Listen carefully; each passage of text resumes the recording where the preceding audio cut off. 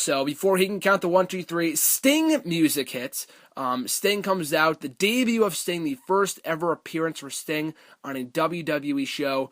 He comes out, a stare down between Triple H and Sting. I mean, some people have said it dragged on a little too long. I didn't have a big problem with it. It could have been cut short by maybe 10 or 15 seconds, but it was okay. So a good stare down, that epic feel that people really wanted to see these two finally go at it. Maybe not as much as Sting and Undertaker, which is where still the money is at, but I'll get to that in a minute. So Sting comes out, stare down with Triple H. Triple H goes for a clothesline, misses. Sting hits the Scorpion Death Drop on the game, push Dolph Ziggler over Seth Rollins. Referee counts 1, 2, 3. Huge pop, and the Authority is over with Team Cena emerging victorious. Dolph Ziggler as the sole survivor. So a lot to dissect here. I'll talk about Sting's debut first. Well, fucking wow. I thought that was amazing. Easily one of the better moments of 2014. Probably the single best moment of 2014. The best epic conclusion, the best conclusion to a WWE pay-per-view, probably since WrestleMania. WrestleMania 30 earlier this year. But there were rumors of Sting's debut earlier on in the weekend. I think it broke on Friday. And I saw in the headline, top names scheduled to make WWE debut at Survivor Series. I didn't read the reports. I didn't look up on it and read up on it at all. Even though I had a hunch on who it was, how many people can make their debut in WWE that's a top name other than maybe a Kevin Steen or something, which I knew they weren't going to do because he's debuting at TakeOver in a few weeks, which I'm also very much looking forward to.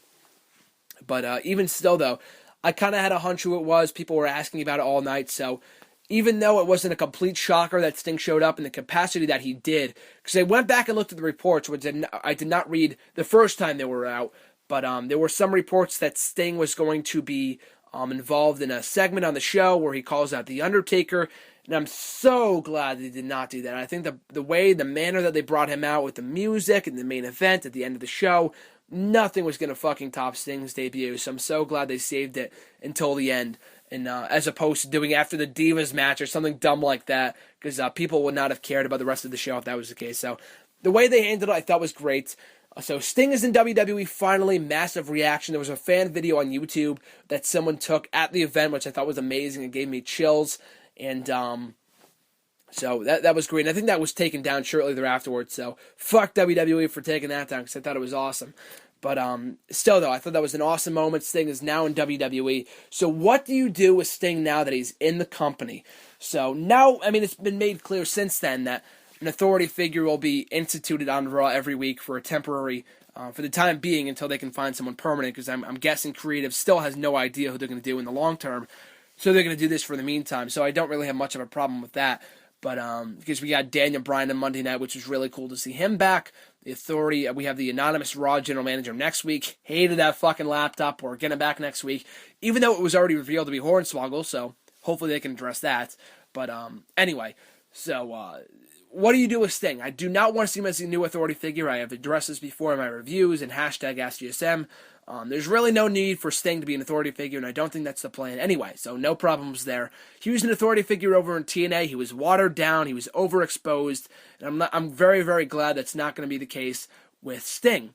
With Sting, you need to keep him off TV as much as possible, make him show up every once in a while. They didn't really address it all that much on Monday, aside from Triple H's opening promo, and they kicked off the show with footage of Sting's debut, so aside from that, they didn't really go overboard with it, which is probably for the better, as opposed to shoving it down our throats.